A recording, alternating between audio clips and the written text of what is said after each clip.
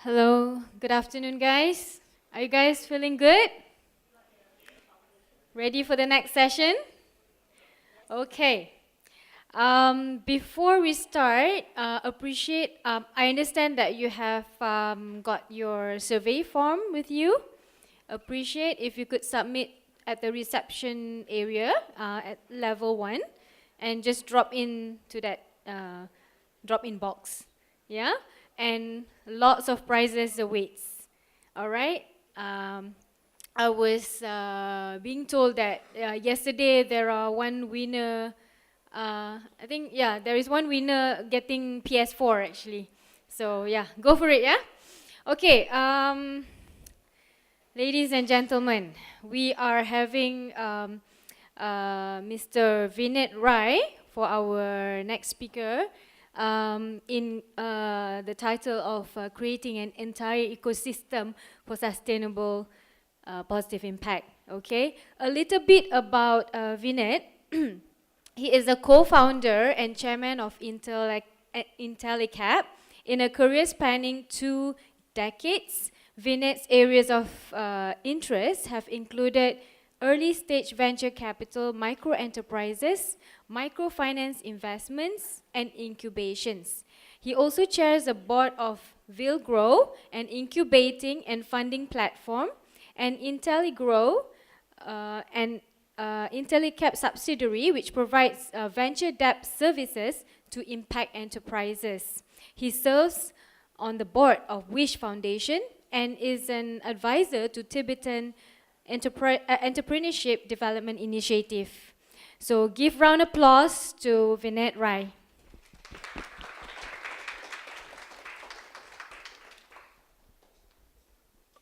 Okay. So, I actually was wondering sitting there whether this headline made any sense to anyone. Didn't make much sense to me. What would one do creating an entire ecosystem for sustainable positive impact has anything to do with a set of people who are trying to build businesses. And so that's what I was thinking. And I was wondering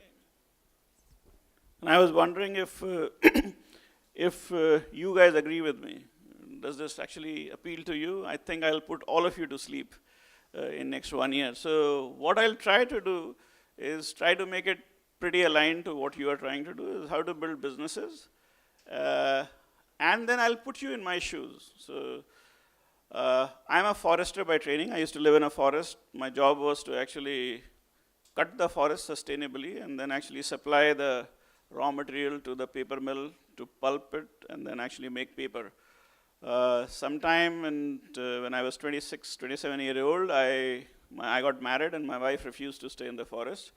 I applied for every job possible, from a car salesman to everything, but found it very difficult to get a job because nobody wanted to let a guy sell their car or be an assistant to them who has lived in a forest.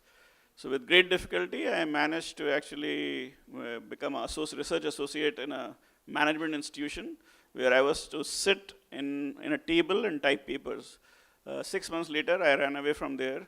I got lucky. Government of Gujarat, which is a state in India, was trying to set up India's first incubator.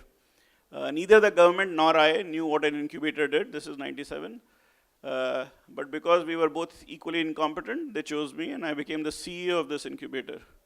I was 26 years old. I had no clue what I was doing. But my job, which was briefly told to me, was your job is to pick up ideas of farmers in the villages and convert them into businesses.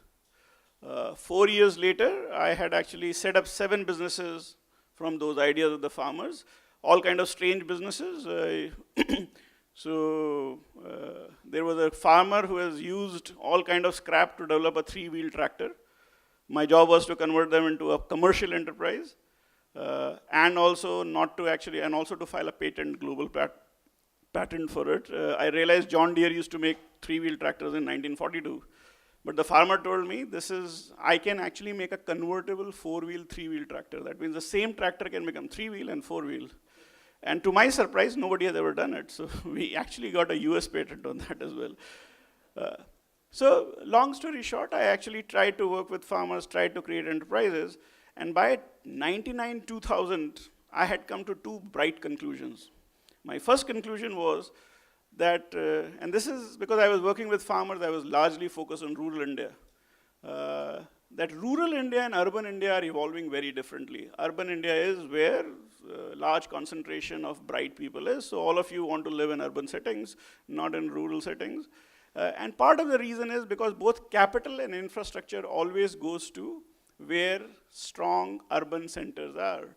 So if capital and talent congregate there, jobs will get created there, opportunities will get created there, and therefore rural India will always struggle. And therefore, the big question in front of me is, how do you take capital and talent to rural India? It's almost like, how do you take water up the hill? So with this bright idea, I went back to my board, which, as I said, was a very illustrious board, and I made a presentation to them, and with all my sincerity, I told them that, guys, I do not know why capital and talent do not go to rural India, and that these are the biggest gaps, and we need to solve them. So my board looked at me incredulously and said, even if you go to Silicon Valley, you will hear the same thing. How do you get capital and talent together? So if they can't do it in Silicon Valley, how the hell will you do it here? So forget about all this. Keep doing this three-wheel tractor and tilting bullock cart, whatever you're doing. I was 29 by then. I thought I was a very smart guy. I have already done something that I did not know anything about. So if the board doesn't want to do it, then I will do it myself. So now each one of you are me, 29-year-old. Your life saving is $100. That's essentially what I had. And you wanted to change the world, which is what I set myself out to. You wanted to take capital to rural India. By the way, remember, I'm a forester. And as I was in United Nations, and the moderator actually said, oh, you must be wondering that money rises, money is hanging on the trees. Actually, I did think like that. So the question I'm posing to you is, how the hell do you actually take capital and attract the best of the talent to change the world? And to make it more simple, how the hell do you make poor people rich? When you have $100, no experience, and you know nothing about either entrepreneurship or venture capital. And that was the challenge that I had. Just that I had very little understanding of the enormity of the challenge. And since I was so inexperienced, and you can call me quite dumb, I decided to do it all on my own with the $100 behind me.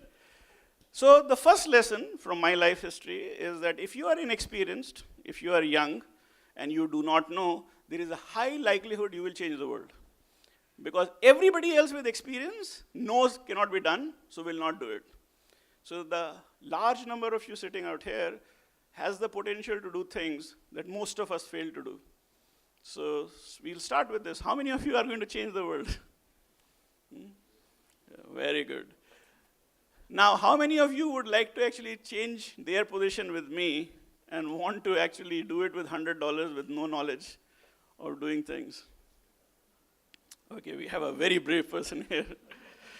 Okay, so what I'll do is I'll actually try to tell you what I did. Or let me try to do this. I'll actually take you through where we are today. And this is, my situation was 2001, $100, no experience, no manpower, nothing, just one wife to take care of me. And by the way, having a wife is a big achievement if you have only $100 in your pocket. So with that, let me actually tell you of what we claim today we are. Yes, here it goes. Okay, so I used to go and speak a lot in the developed world, so both US and Europe. And generally people used to come and ask me, what's your vision? And because I never had a vision, I used to tell them very honestly, but I never had a vision. And people used to get very upset with me. So this year in January, we framed our vision, 17 years hence. So quite late, but it is. So the vision that we finally ended up framing is a vision that I will never achieve probably in my lifetime, but that's essentially probably what a vision is.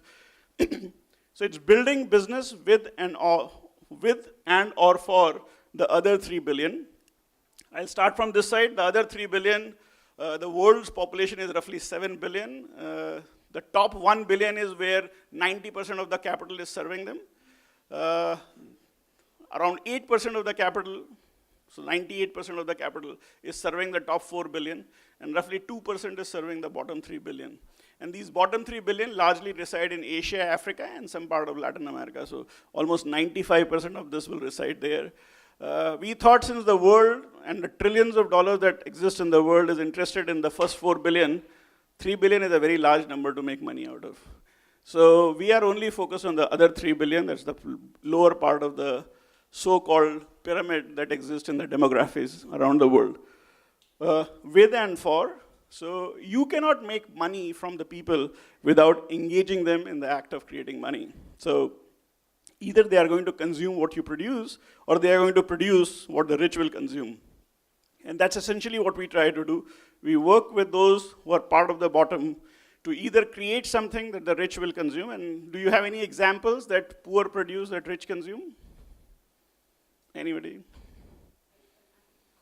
Yeah, so farm, produce, artisanal stuff, textile, dairy, anything. So most of these things are produced, and poor consume everything that you and I consume. So that's the second part of it. Business, I think the world has been trying for thousands of years, since the time Homo sapiens were called Homo sapiens, poverty has existed. And it has not been possible to remove poverty. Generally, what we have done is we have spent 98% of our energy trying to make money, and 2% of energy to actually change the equation on poverty. If all our expertise is in generating money, then maybe the right way to change poverty is not by giving that 2% away to change poverty, but put all your best energy in doing it. So I thought maybe building businesses that actually engage poor in a very economic manner, rather than giving them doles or subsidies, is probably a better way of doing it. So build businesses that work with them. And then of course, building means you have to create a business, identify an entrepreneur, support, create groups of people who have to come together, take risks that capital normally will not take. So you have to go and do things which are quite extraordinary. So that's basically where our vision is. It has taken us a long period of time, but we were able to frame something that actually at least impresses, if not convinces, most of the Western world. So this is where we are today. I realized that to actually work with the low-income people, you can't just have one bullet solution. So I don't have a silver bullet. So we today actually have built an entire ecosystem. And I'll start from the bottom. We actually have a microfinance institution of our own, which roughly has 750,000 clients. We roughly are close to $300 million in assets. And these clients essentially are doing is basically borrowing $100 or $200 to sell vegetables, things that actually have a very high velocity of turnover. So you actually borrow $100, buy vegetables, go and sell it for $150, make $50 or $30 or $20, whatever extra, and return back that $100 for some small amount over a period of time. So that's essentially what it does. What you would realize is when you are doing microfinance, you are essentially actually working with poor people individually or at the maximum their family. That means their ability to create leverage in terms of impact and jobs is very limited. So if you're working with 750,000 enterprises, you're not going to impact more than maybe 1 million people, which is a very low multiple. So 750,000 enterprises, maybe 1.2, 1.3 times in terms of real impact, job creation, etc. But it is still a very large outreach. And Professor Mohammad Yunus, who is the Nobel Peace Prize winner from Bangladesh, was the man who conceptualized the idea of creating social capital, which will allow people to not only lend but collect money. And that's what we are doing. So that was one part of it. The second part was, how do you deal with those who have graduated from poverty but are still on the borders? For example, people running small shops, small restaurants, shops, etc. They require very rapid working capital. And how do you do it without actually trying to put in a large number of people? So here you can use technology. If there are people who are using POS and their buyers are actually using credit cards, you can use the amount that they have done, because it's very difficult to get accounts. It's very difficult to actually get any which way where you can do lending to them. So you can use the sales that they have done and which has been recorded by a third party through a POS terminal and convert it into a lending amount so that their business can go on. The best thing here is you actually don't need too many feet of street. You can collect your money back. And similarly, we have actually different institutions. Ultimately, what we are doing is doing everything from $100 to roughly around $25 million internally within the group, providing all kinds of enterprises, every kind of capital to build different kinds of businesses, each making a positive impact. So Aavishkaar is the fund that I run. We are considered one of the pioneers in impact investing. Roughly we have invested $200 million in India, Indonesia, Bangladesh, Sri Lanka, and we are now extending to East Africa. We are hoping to close another $200 million this year, which will all be invested largely in India. But the idea is to actually build enterprises, bottoms up, from zero level with no revenues, in areas where generally private equity or venture capital is not willing to go. So use technology to solve input problem for agriculture. I'll actually give you some examples as we move forward. But essentially, we build an entire ecosystem that is required to help any entrepreneur of any size and scale operating at any level to receive the kind of capital they want to.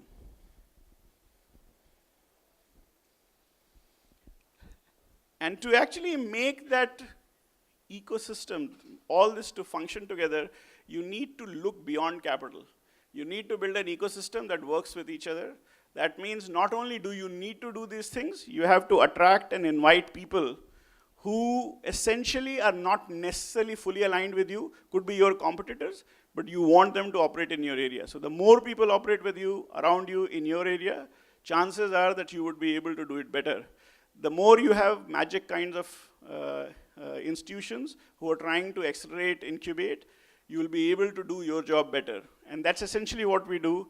We incubate, we celebrate, we organize, we convene, we bring in investors, our competitors, and we make an entire ecosystem function together. Ultimately, if you can look to us, we are actually trying to do things. One is essentially we have created on the left-hand side, on the right-hand side actually, is what we have done ourselves. And on this side, what we have done is we have given money to other entrepreneurs to build businesses. If you look at this side, we have actually been largely providing capital in all shapes and forms. And on the right side, we are essentially helping entrepreneurs, giving them money to do education, healthcare, agriculture development, energy, anything that would create or mitigate the risks and vulnerability with the low-income population. And that's essentially really our model. Being entrepreneurial ourselves, as well as advocating and promoting entrepreneurs who are outside.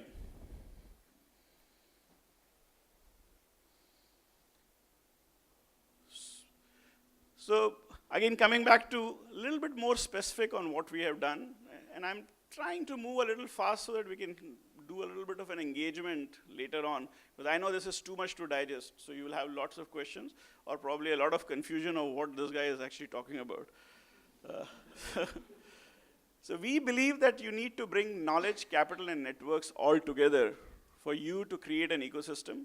The entity called Intellecap that we created, which full name is Intellectual Capital, and that was part of my initial theory that you need both capital and talent. Intellecap's idea was to actually attract the best of the talent from across the world and convince them to work in the area of impact. Now, it's easier said than done, and you need to actually have an inspiring theory behind it. So we came up with the theory that if you can bring your knowledge and if you can identify and support entrepreneurs in all possible way, by building an ecosystem around, you will be able to create significant value. We run a program called Sankalp, which is essentially nothing but a convening program where we do it in India, Indonesia, and East Africa. And what we do is get in investors, identify entrepreneurs, groom these entrepreneurs to be presentable enough that they talk in the language that the investors understand. Generally, if you will put 100 entrepreneurs and investors in one room, 50 entrepreneurs, 50 investors, the investors will come back, they couldn't find an entrepreneur, and the entrepreneurs will come back and say, there was no investor interested in me. And one of the reasons this happens is because while they speak the same language, in terms of vernacular languages, they would not be talking to them in the language that they understand.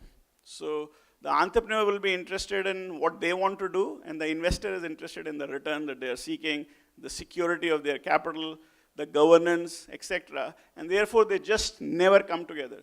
How do you make the entrepreneur understand what the investor wants, and what is it that the investor need to understand before engaging with the entrepreneur, specifically when the entrepreneurs are not necessarily just building a new app, where the entrepreneur and the investor both understand each other quite well. But if you are trying to actually build a business that is more complex, is dealing with a social problem, which is far more complex than any commercial problem, and yet trying to make money, you need to both understand and look beyond passion. So that's essentially what we are trying to do. And that's what Intellecap does.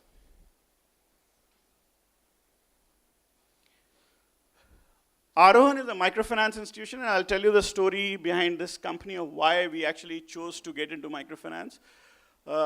In 2012, India had actually gone through a fairly serious crisis in microfinance, and this company, which was actually founded by somebody else, was actually closing down. It was shutting down very rapidly.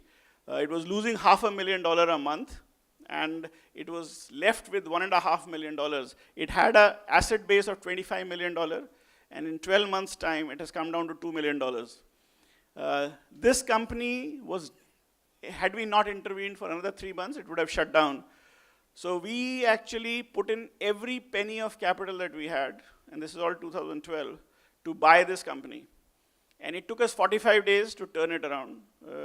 And that will tell you that sometimes when you start sinking, it is not necessarily because you do not know what to do. It is just the fear of failing makes you not to take any decisions.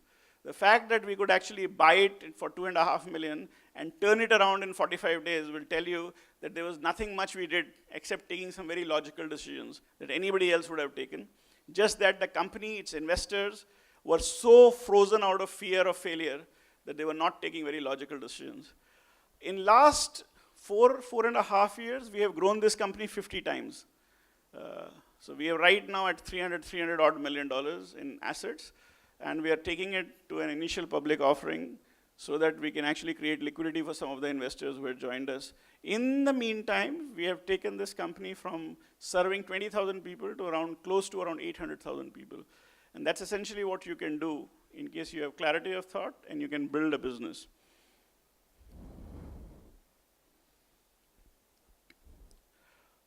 We also realized when we were trying to help people build enterprises that a lot of these entrepreneurs who are sitting here would be looking for equity when they are starting up.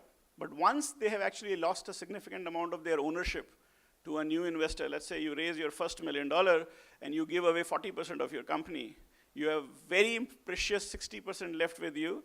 And the chances are the next time you're giving away your million, seeking another $1 million, you may not want to take it as equity, specifically if you have ability to service cash flows. And what we realized is there is a large number of entrepreneurs actually were looking for something called venture debt.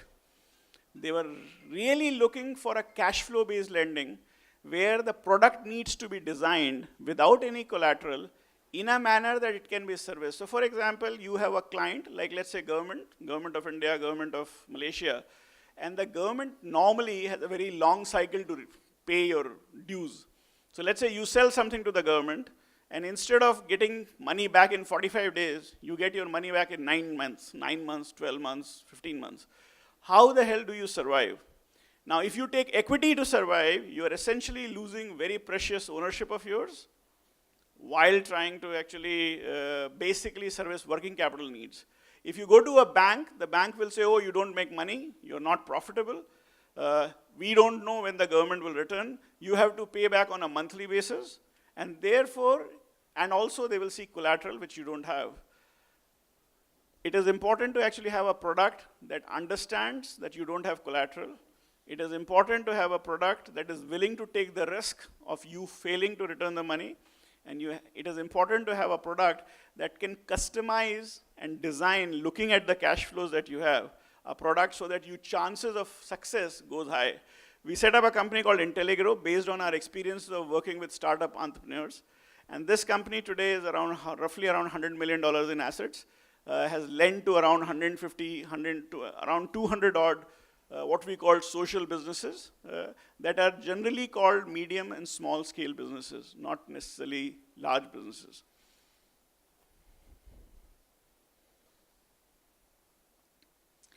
This is our new experiment. We are actually trying to, one of the things we realized, a large number of people are actually not looking at $1 million, $500,000. A large number of very small businesses are looking for loans between $2,000 to $20,000. They are not necessarily looking for either $100 or looking for $500,000.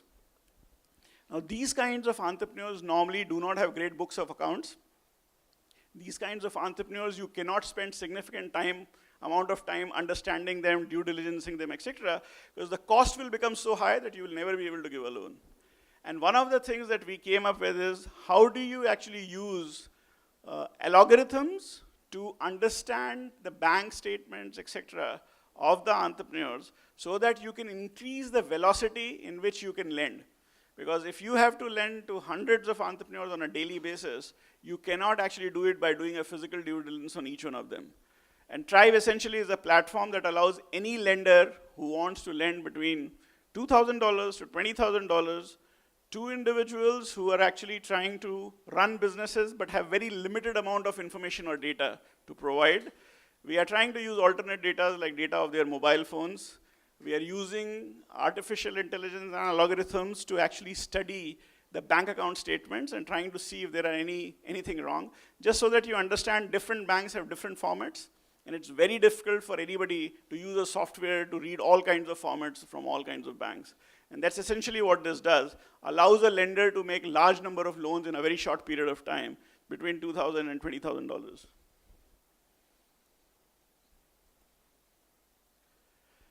So then I'll actually come to what I have done as funds. This is the business that I run personally.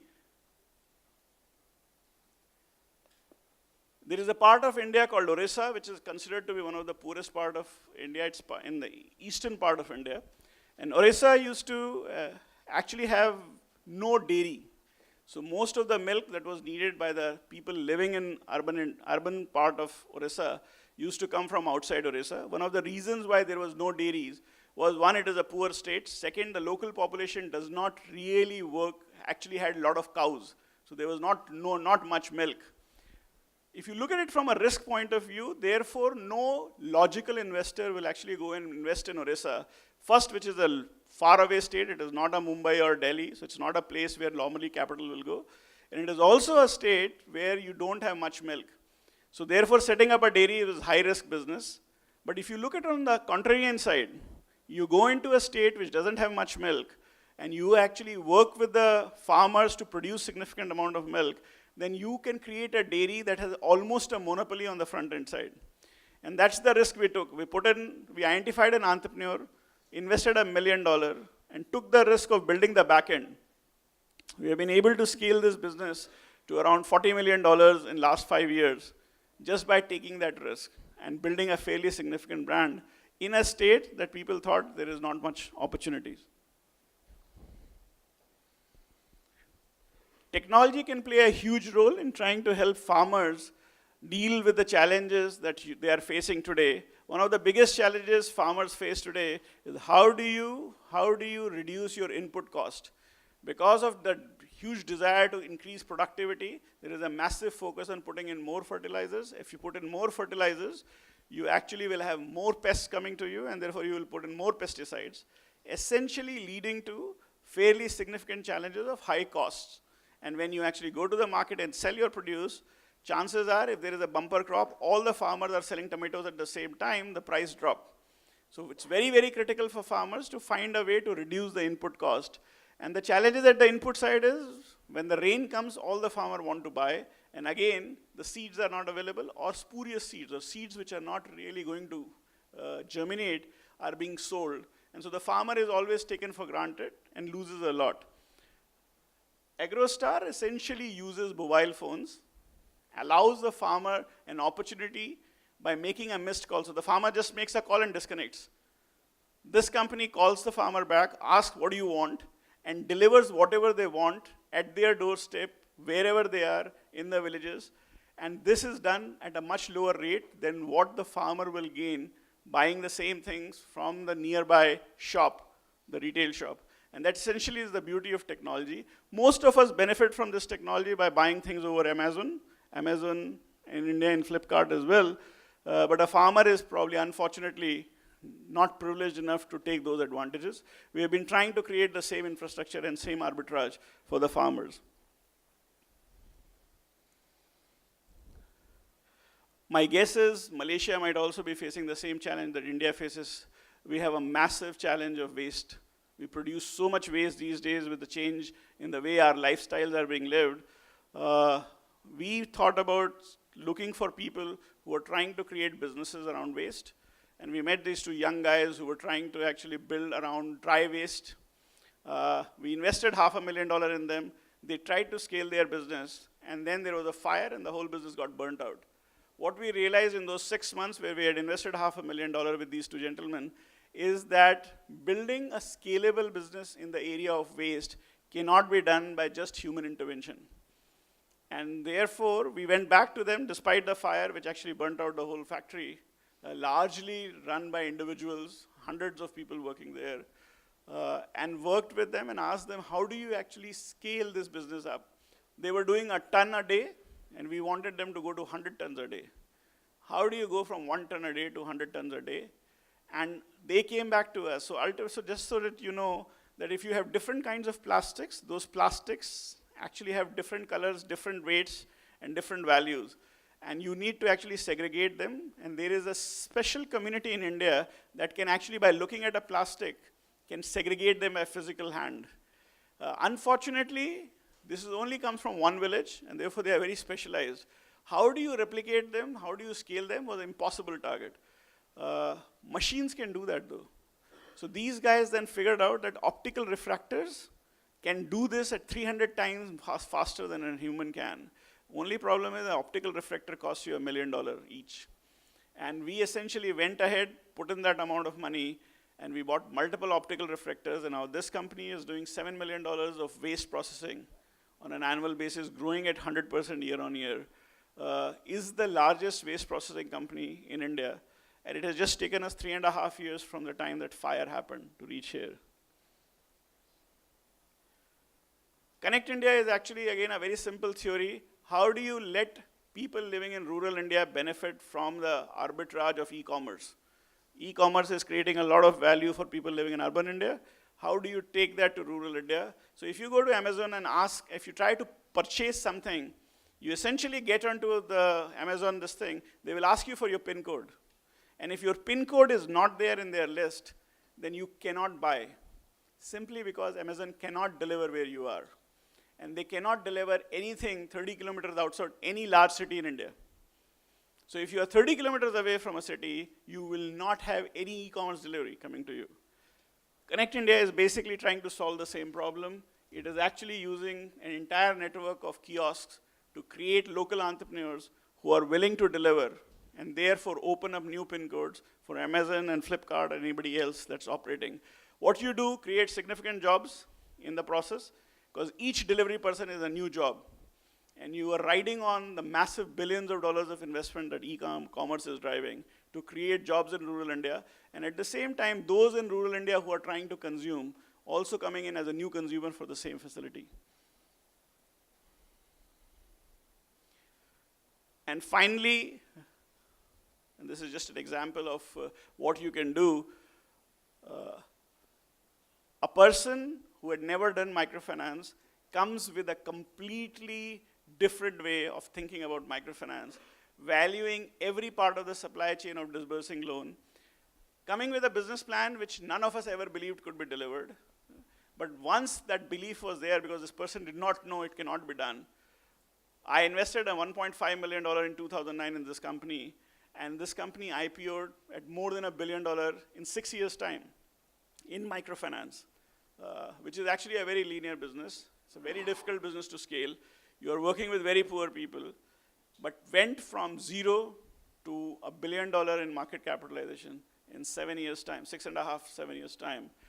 Got listed, we made 10 times money, made massive impact. And the funny part about this company is it doesn't do just microfinance. It provides education, it provides food to all its customers. So 2 million people, their children getting educated, each one of them actually getting whatever food they want, packaged at 20% discount to whatever the market has to offer, in addition to microfinance. And that's the kind of entrepreneurs that the world will allow you, that can change the world in case you give them an opportunity to build scale. And that's what we have been trying to do. So I'll end here. I think that's probably my last slide. Yeah. I mean, I can actually talk about our impact. We have invested in large number of companies. We have invested in 50 companies which didn't exist actually. So we were the first investors. Most of these companies were zero revenue companies. An individual with an idea or a plan. We put in money ranging from $1 million to $5 million. And most of these companies have scaled up significantly, creating significant jobs and significant outreach.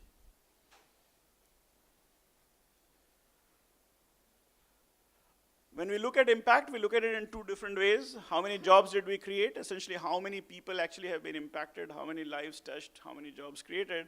And the second part is how many people's risks did you reduce? How many people got educated? How many people who could never access health could actually access healthcare, et cetera, et cetera. So how many vulnerabilities did you reduce? The numbers are reasonably large. We have roughly created 225,000 jobs in last 17 years. So in one way, it doesn't look that large, but the fact that I started with $100 and we have come this far, it'll tell you that if a person with $100 and not much experience can create 225,000 jobs, India needs 1 million jobs a month actually. So 5 people like me, actually 60 people like me can serve India, which is 1.3 billion people. So that essentially is potentially possible. We were able to actually reduce significantly on the carbon emissions by actually promoting companies that were more energy efficient. This is actually the economic leverage. The $120 million that I invested in India has been followed in by $572 million of investments by other people into the companies that we invested in. And that's the kind of leverage that we created on the economic side. So I'll stop here. And I have tried to move fast partly because I know there's too much to digest. But if you have specific questions on anything, or even on my own journey, I will be happy to talk about that.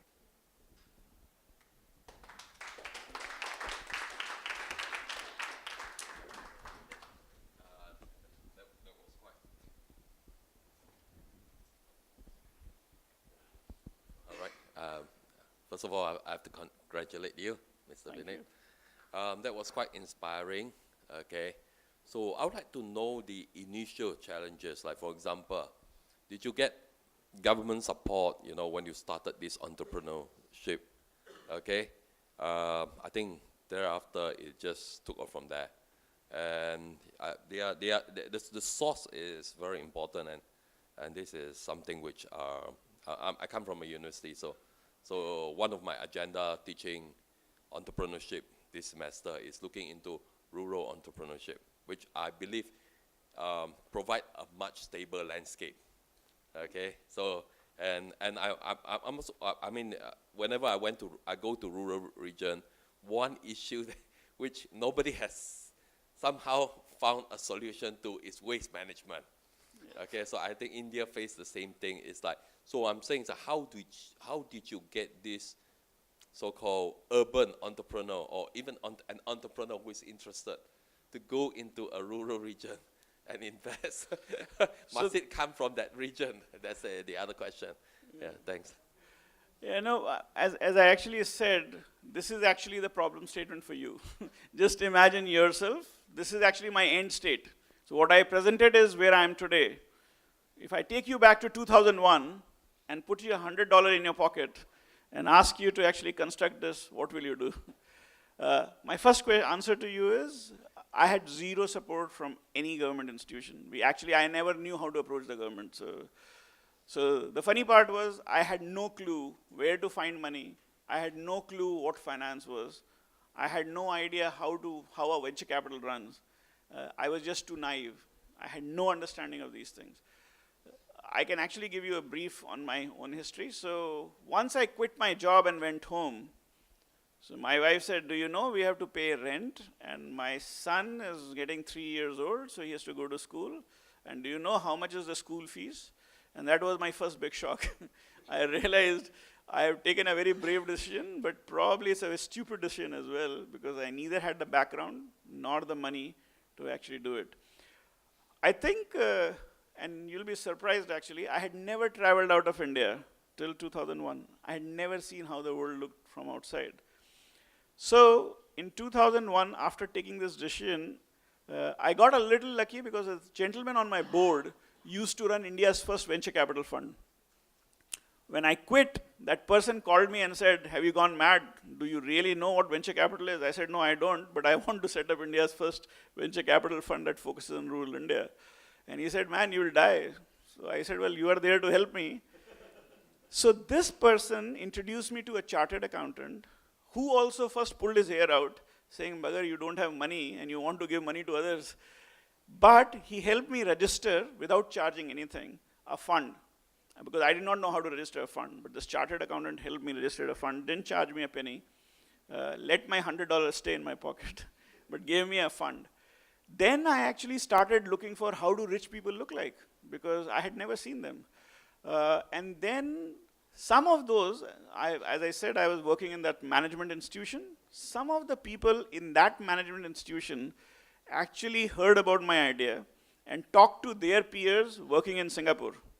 And those folks in Singapore were basically Indians, mid-career banking Indians. So somebody was a director in Credit Suisse, somebody was in Standard Chartered, etc. These guys used to get a lot of requests to give $50, $100 away as charity. They first time heard of somebody trying to set up a venture capital fund to change India. They found it very amusing. I think they found it very cute also. Not necessarily were very impressed by me. They thought this sounds like a very crazy idea. So some of these guys got in touch with me and said, why don't you come to Singapore? I said, well, boss, I don't even know how to fly to Singapore. And nor I have $100, and the ticket, I think, if I remember correctly, was $400 to and fro to Singapore, India. So these 7 guys actually paid for that $400, gave me a ticket, and I flew down to Singapore, 2001, April, I think. And these people called a lot of Indians, and there are some others, Singaporeans and Chinese and Vietnamese also were in that room. I made whatever presentation I made. This is all 2001. I don't think so I made much sense, because these were all bankers, so they knew their world. I had no clue what I was saying. Long and short of it, one person at the end of it, his name is Jayesh Parekh. He lives in Singapore, even still lives in Singapore. He stood up and actually asked everybody, so do you guys want to support this guy? And I am willing to sign $10,000 to give it to him. And that room collected $100,000 in terms of verbal commitment. And then they asked me, so how will you take this money back? And I had no clue. So because they were bankers, they told me, listen guy, there is something called Foreign Exchange Management Act. So are you going to take the money in the sack? They will catch you and put you behind bars. If you put it in the bank account, you have to figure out how to return it back. Long and short of it is that with $100,000, I got the confidence enough to spend next 9 months trying to study Indian law, Singaporean law, Mauritian law, because when I went to a law firm, they charged me $100,000 for telling me how to bring the money. But I had only $100,000. So if I bring it back and give it to this law firm, then I was back to zero. So I became a lawyer because I had no choices. And that's essentially what entrepreneurship is all about. When your back is to the wall and the money that you have in your pocket is all going to go to the lawyers, then you realize as an entrepreneur, you are the one who sweep the floor and you are the one who make the sales. Anybody who is an entrepreneur has to realize if you can't do things on your own, chances are you will not be around. I think the second thing that made me survive was while I was willing to do this, I was a born optimist. I actually saw no challenges. In fact, a lot of people 8, 9 years later asked me, did you ever feel you will go bankrupt? Actually, it never occurred to me. I was so convinced that I will actually raise the money that the idea that I will fail actually never occurred to me all through. And those 2, 3 things, and the third probably thing is that because I was so convinced about my success, a lot of very experienced people who were very convinced I will fail actually decided to support me.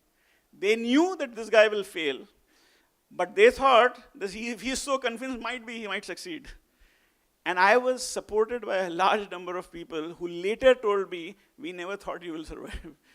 We thought you will run away in 6 months, we thought you will run away in 2 years, you thought you will run away in 4 years. But small successes, each small successes sent a big message to me. It was a big positive for me. Again, remember, because I was coming from nowhere, for me, every small success was a big success. And I have seen a large number of people run away, even though they get a lot of success, because their expectation is so high that mismatch of expectation makes them feel that they are not achieving enough. And that's actually one of the biggest negatives for entrepreneurs. If you go with zero expectations, you will always be happy, and you will always feel you have done better than what you expected. If you go with a very large expectation of building the next Facebook, chances are you won't even have a small company running for yourself. So that's essentially my story. What about the initial sources of support? So you have highlighted the importance of networking. So my last question was, the types of entrepreneur that believe in you and who are willing to invest in this rural area. Do they come from big companies, first of all? It's like the technology, the entrepreneurship, or they come from individual? And where are they from? From the same region or outside? Yeah, so I think, like as you rightly said, I started with the belief that there are a lot of small people operating in these villages who understand the local context better and should be the entrepreneurs. That's how I started.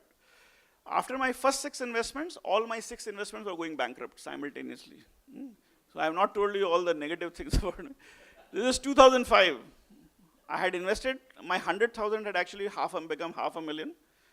And my 6 investments, all totaling up to 150,000, were all going bankrupt simultaneously because none of the good guys I had invested my money in, who all were inclined to change the lives of the poor people, know how to do business. So they were so focused on changing the lives of the people that they were screwing their lives and my life together along with it. So in 2005, I wrote a note to myself.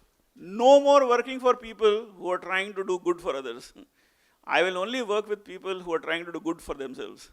In the process, you should do the good for others. Again, very basic principle in entrepreneurship. Your survival is very critical. So becoming a martyr will not get you any medals. You will just become history in your own home. And I learned it very quickly. By 2005, I had realized all these good souls who are trying to change the world are very important people. Venture capital, where I have to give money, make them successful, and take money out, is not for them. They are fit for charity, not for something which is accountable, where you have to return the capital, and you have to find ways of working with them. So over a period of time, first I moved from good people. I was a good guy investing in good people. 2, I was not a good guy anymore.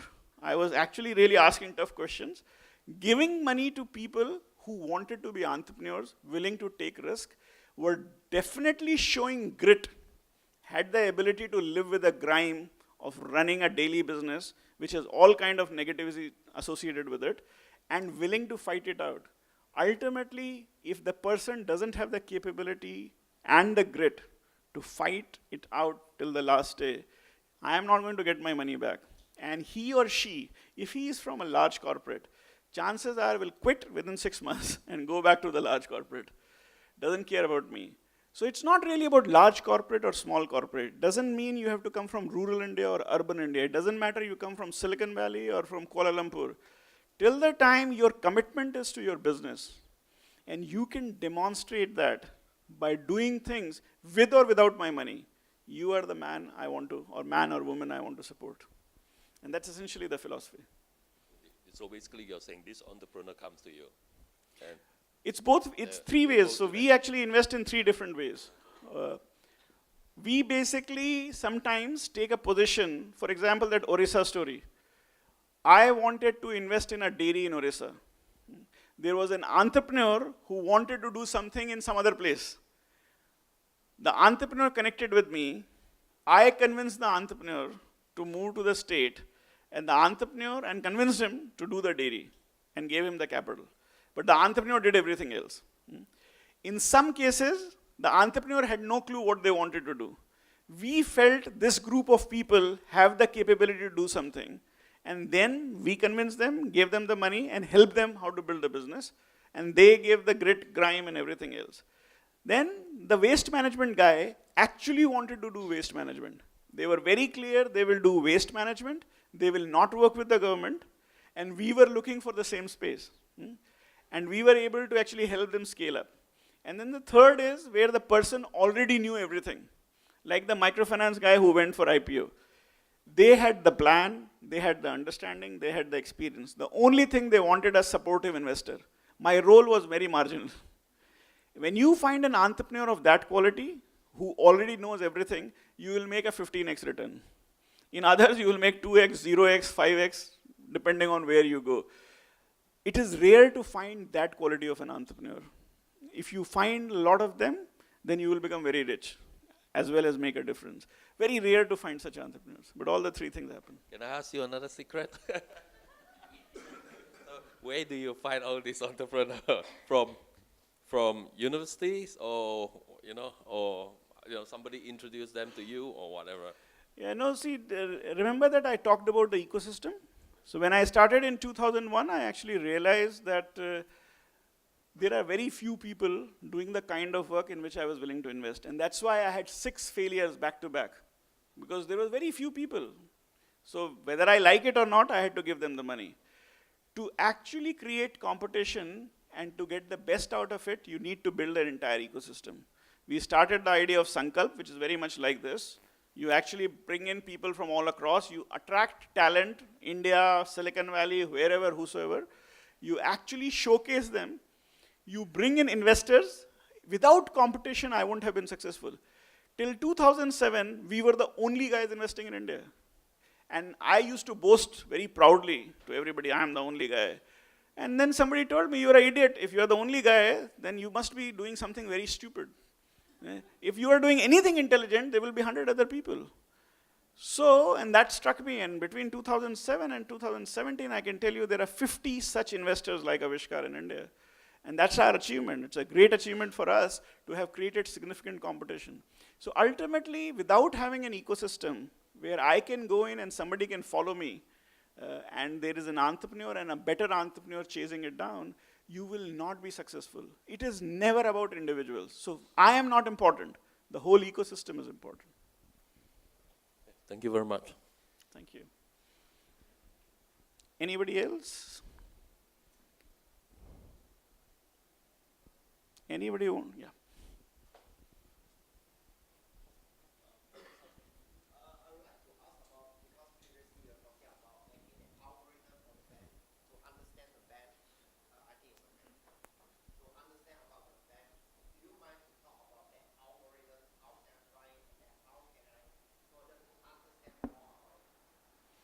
Yeah, so you can actually, I can connect you to the team that is working on it, but essentially the whole idea is, how do you actually offer? So lending is one of the oldest businesses in the world, so everybody is lending. The big challenge that is emerging for banks today is fintech businesses are completely disintermediating the banks. The banks only have bulk left with them. The smartness, the speed, everything else is going outside. More so with blockchain coming in, a lot of banking processes would actually become redundant. So a lot of people will just become redundant. The banks, therefore, wants to figure out how do you do things. Now, within those, there are different slivers. So if you are trying to do a certain kind of business, let's say you're trying to lend between 2,000 and 20,000, very specific thing. A bank will want to lend from 100,000 to $100 million. And chances are they will be least interested in doing a $100,000 loan. So the bank is not interested in lending $10,000, $20,000 because they have a very large balance sheet. But if you know that there is a big demand for $2,000 and $20,000, and where will this demand come from? It will come from people who are struggling to get money, who do not have collaterals to offer. Now, the big challenge is, how do you process hundreds and thousands of such applications? That's really the challenge. The challenge is, how do you take decisions? Because if I try to ask you 500 questions, I try to go to you, see whether you have a home, whether you have a business, the cost of doing the due diligence might be $20,000. So if I give you $20,000, then I have already spent that $25,000 in giving you. Any amount of interest will not make money for me. So I need to find a way where I can do a due diligence while I'm giving you a $2,000 or a $20,000 loan in 1 or 2% of that amount. That cannot be done by human. So what is it, the information that you will provide me? Now, as everybody says, the data trail that we have produced in last 10 years is more than the entire humanity. Entire 50,000 years of our existence, or last 3 years probably. Now that amount of data that you're producing is leaving a trail that can actually be utilized to make a judgment on your behavior.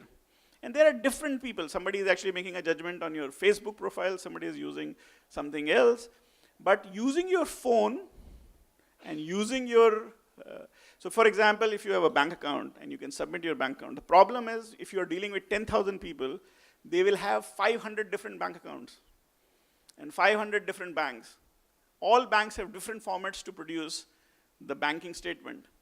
How does an algorithm read and make sense out of those banking statements and help you make a decision is where the challenge lies. And that's essentially what these guys in Tribe are doing. So it's a very specific challenge. Here.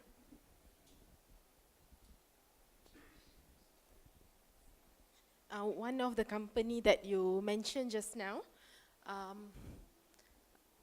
you were telling that, I forgot what was the name. It started to bleed certain amount of money every month, and then you came in. Arvan. Yeah, and then you came in with intervention, and within 45 days it improved. What was your intervention? Is it just financial, or was there strategy? If it was strategy, what is it? Yeah, I think money was actually important, but it was not a decision-making change, because 45 days money cannot bring about that change.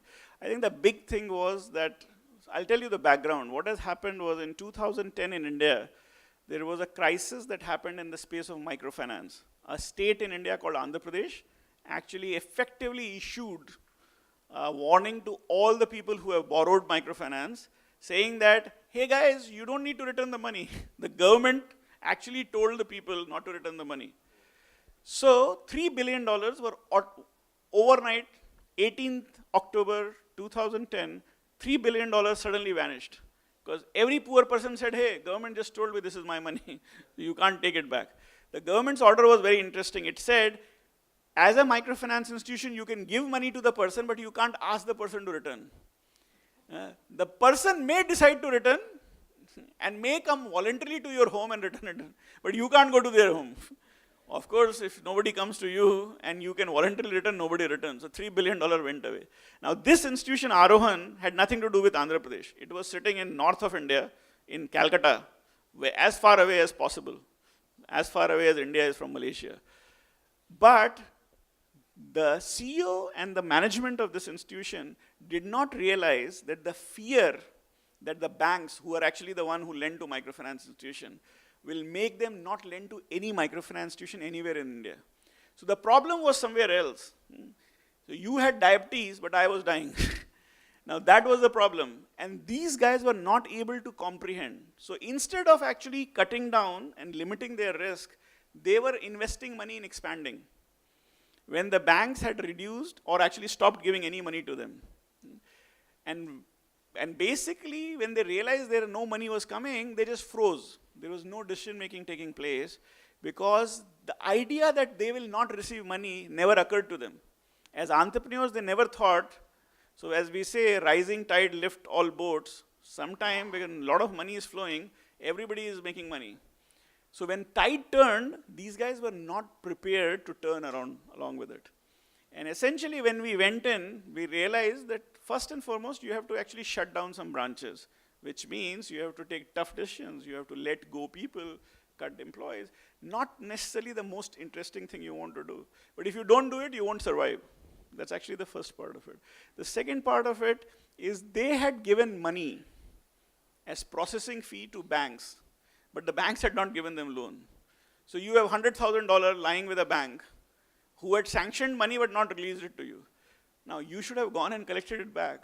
So we did this very simple thing. We basically looked at all the accounts, followed through, did all the dirty thing, went and collected the money back, and lo and behold, in 45 days we were profitable. So nothing very intelligent, nothing path-breaking, simple, basic stuff, day in, day out.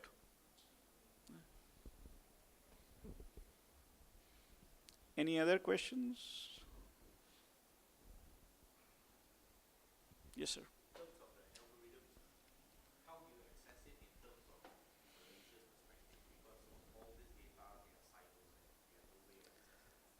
I would not really be, so I think the data in India, I don't know if you know about Aadhaar, the unique identification code that India has developed. So we are the only country in the world where roughly 1.1 billion people can be identified by one number. That's the world's largest database ever. It's considered to be the world's most audacious exercise because I think in 2 years, every Indian has its iris code, has its thumbprint, all on one database. All of us, our mobile phones, our income tax, our bank accounts, all are connected to that one number. So today in India, if you want to actually not pay income tax, you are in deep trouble. Because the government on one back can actually find out what bank accounts you have, how much money you have, and how much tax you should be paying and why are you not paying it. It has never happened in India's history, and I don't think so, based on whatever little I know, any country in the world has a database of this size, this depth, and this capability. So in India, the data trails are actually coming together.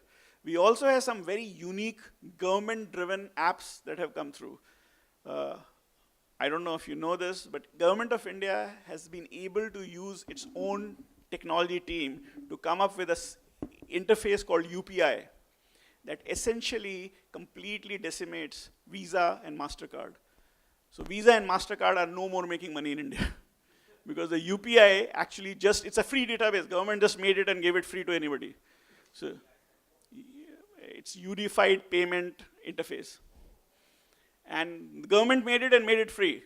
So basically Visa and MasterCard, who were essentially along with American Express was the three interfaces, actually are struggling to survive. So these are things, now these are very audacious things. So in India right now, there are some very audacious, some can call them foolhardy also. We also were the only country in the world who decided to withdraw 87% of our currency on one day. So nobody else would have probably ever imagined to do that.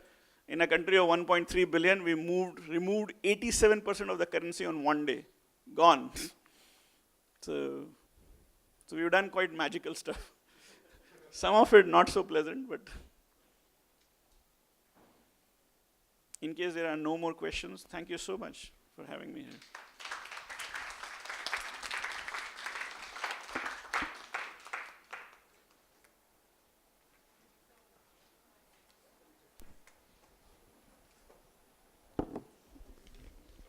Thank you so much, Mr. Vineet. Thank you for all participants. But before you leave, just to remind you on, filling up the survey form. And we're going to have another session at this room at 4:30. It's by Jenna De Wilde, User Journey Mapping. So hope to see you guys soon, yeah? Thank you.